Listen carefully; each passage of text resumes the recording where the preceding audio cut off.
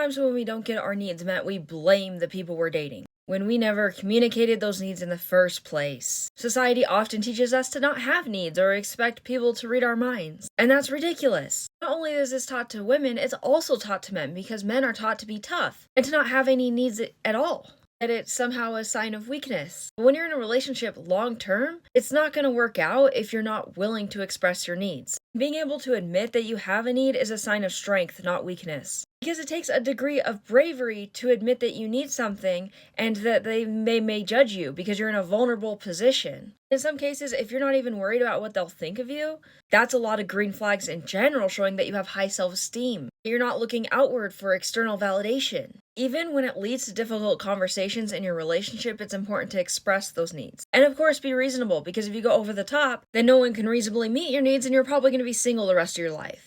So there's a happy middle to everything. Sometimes we feel like we don't deserve to have any of our needs met because when we're rejected, that's the message we get from it, that we're not worthy of having those needs met. So we then don't put ourselves out there because we're afraid of being in pain or being rejected again. So I get it, it's really hard in those moments, but you still need to try. If it's a need that you're incapable of fulfilling yourself, you've been rejected, maybe you've asked a couple of the wrong people, maybe you can give yourself half of it and then find someone to give you the other half. Too often you see people reach out for help, they get rejected, and then they just sort of give up on themselves.